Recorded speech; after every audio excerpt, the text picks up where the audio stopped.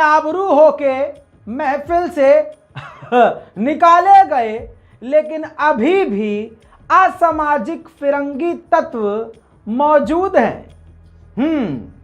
नुपुर शर्मा और जिंदल को जूता मार के मोदी जी ने 2 सेकंड में निकालकर किनारे फेंक दिया है, लेकिन अभी भी जलील लोग बाकी हैं। दोस्तों, ये बाज नहीं आएंगे। भारत के मुसलमान जब कह रहे थे कि मोदी जी सुन लो, नफरत के खिलाफ बोल लो, तो मोदी जी बोले नहीं।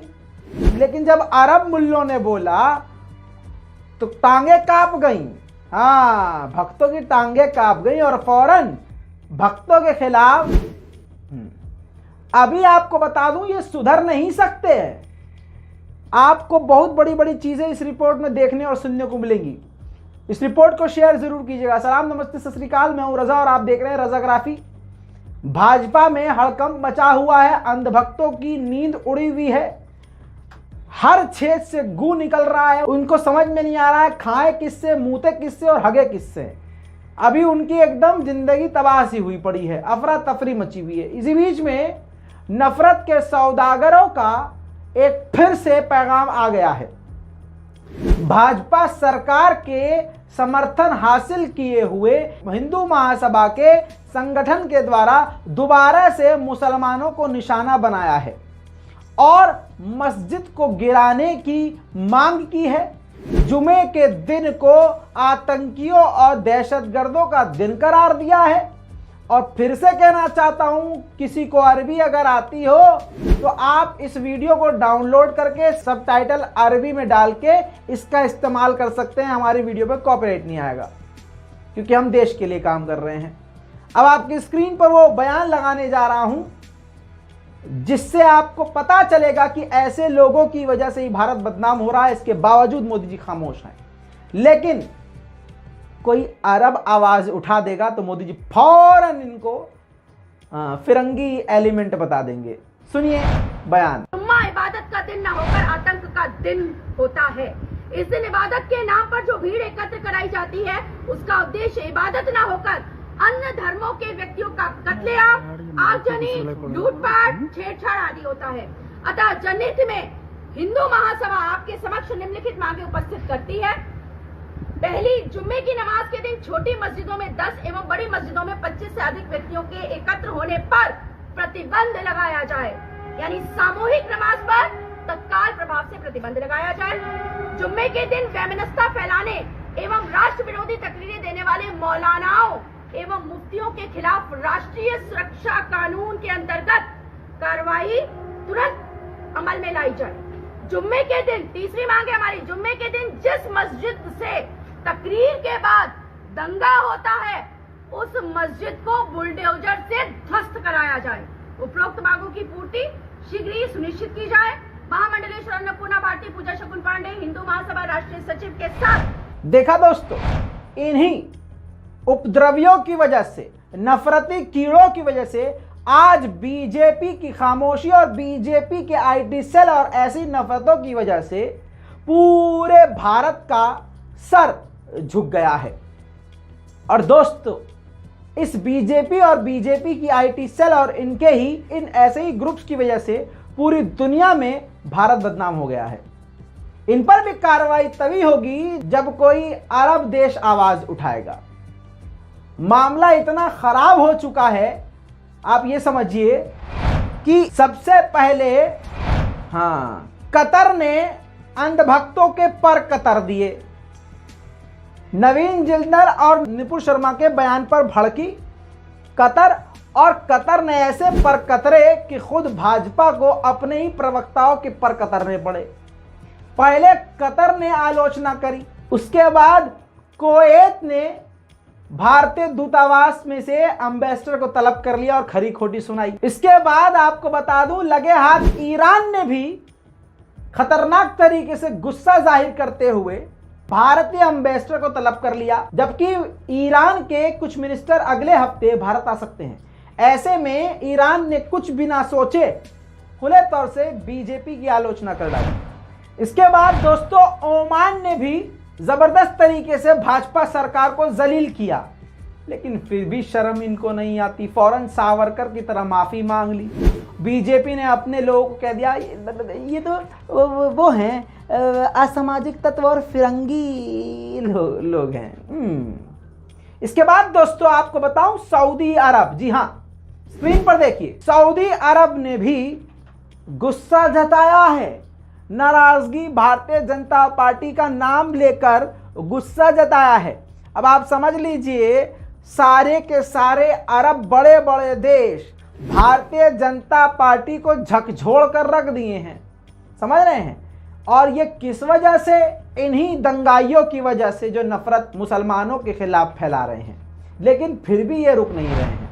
इसके साथ आपको बताऊं, इन्हीं की नफरतों की वजह से लीबिया ने भी फिर आवाज उठाई और बाइकॉट इंडियन प्रोडक्ट का कॉल कर दिया। अरब देशों में बाइकॉट प्रोडक्ट चल चुका है, मॉल्स के अंदर भारतीय प्रोडक्ट के ऊपर अब पिन्नी डाल दी गई है। यकीन नहीं है, देखिए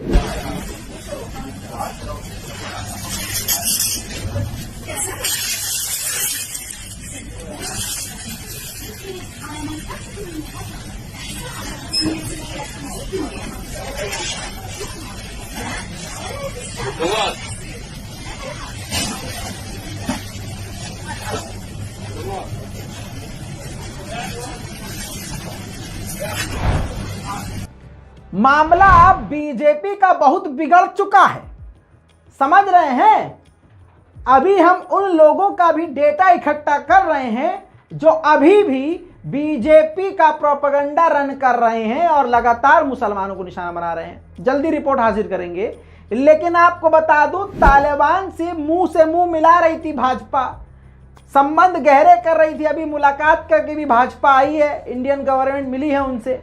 अब आपको बता दूं कि तालिबान ने भी आलोचना कर दी है। स्क्रीन पर देखिए, तालिबान के प्रवक्ता ज़बीउल्लाह ने जोरदार तरीके से भारत सरकार को लपेटा है और कहा है कि हुजूर पाक सल्लल्लाहु अलैहि वसल्लम का अपमान हम नहीं सहेंगे और हम भारत सरकार यानी बीजेपी की कड़ी आलोचना करते हैं।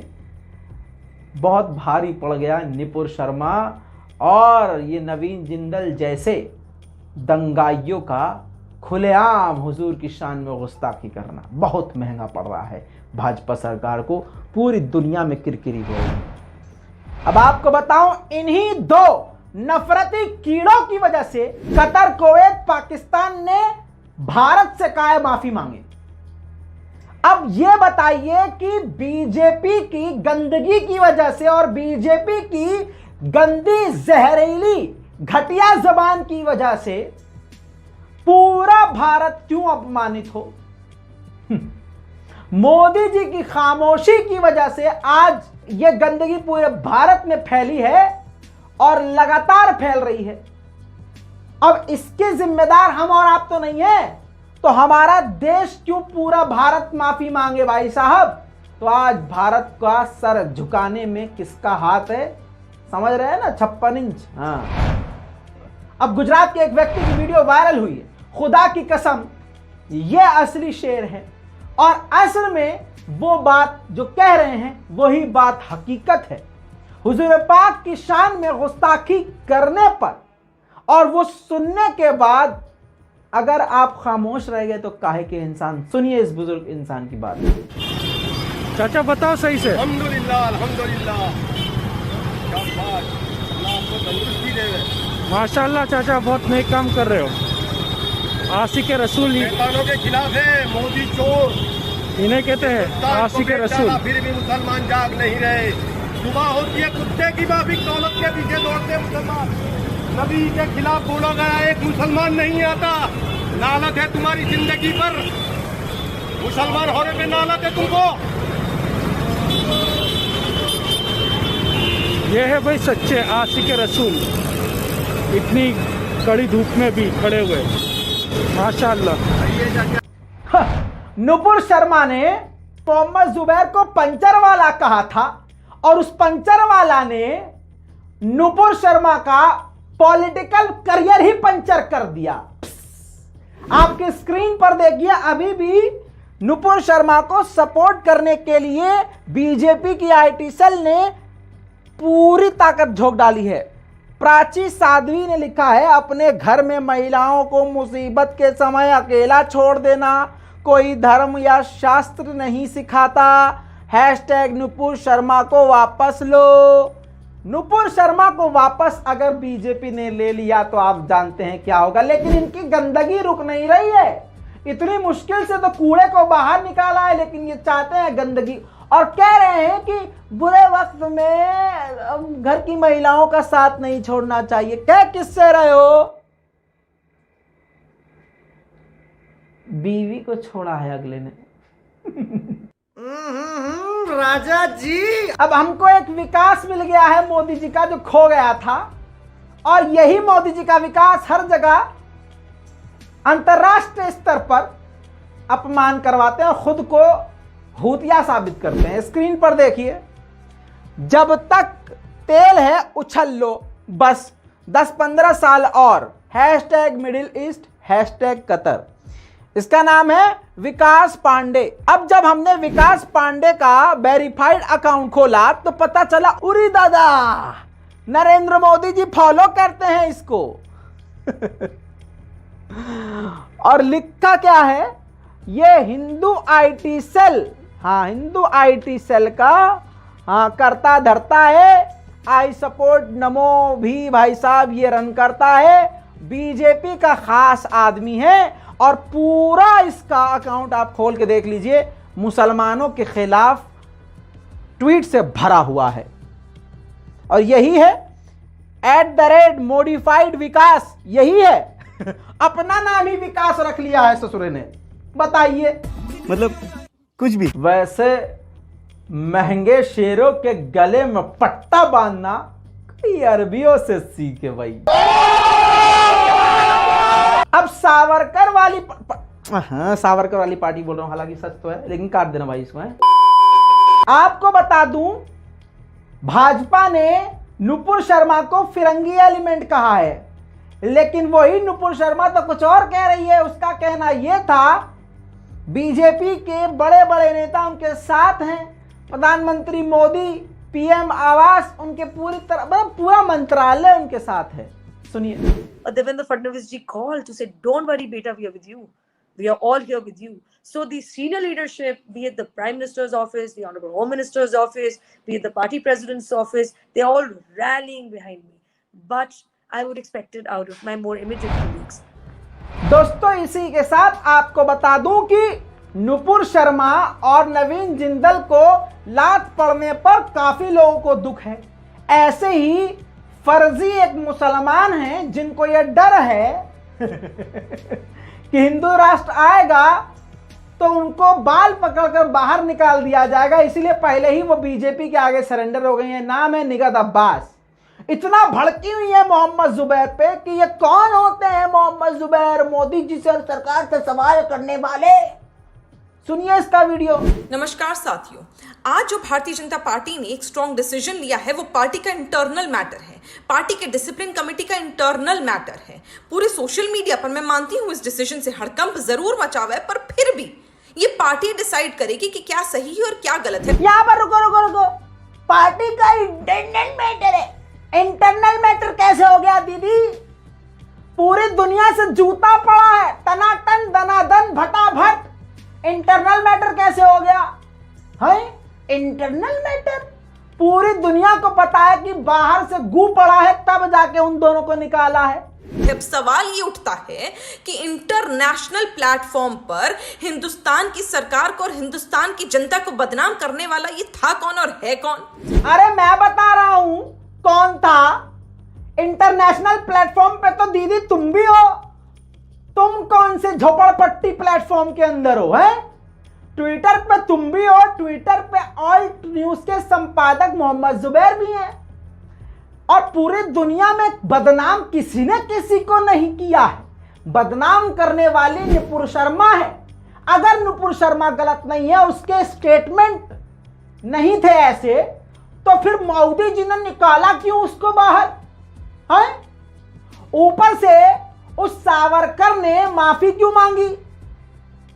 कि मैं अपने शब्द वापस लेती हूं, तो ऑल्ट न्यूज के मोहम्मद जुबैर ने तुमको नंगा किया है, एक्सपोज किया है, एक्सपोज, समझे? बदनाम नहीं किया है, एक्सपोज किया है। ये तड़प है मोहम्मद जुबैर ने कैसे, ये कौन है जिसने पू का घर बर्बाद कर दिया? अरे कहना क्या चाहते हो? तो आप देखिए ऑल्ट न्यूज के को फाउंडर मोहम्मद जुबैर के अकाउंट को आप जाकर देखिएगा और आपको सारी ट्वीट पढ़कर दिख जाएगा कि इस व्यक्ति ने हिंदुस्तान का कॉरेस्पॉन्डेंट नहीं बल्कि अरब कंट्रीज का कॉरेस्पॉन्डेंट और जर्नलिस्ट होने का काम बखूबी निभाया है।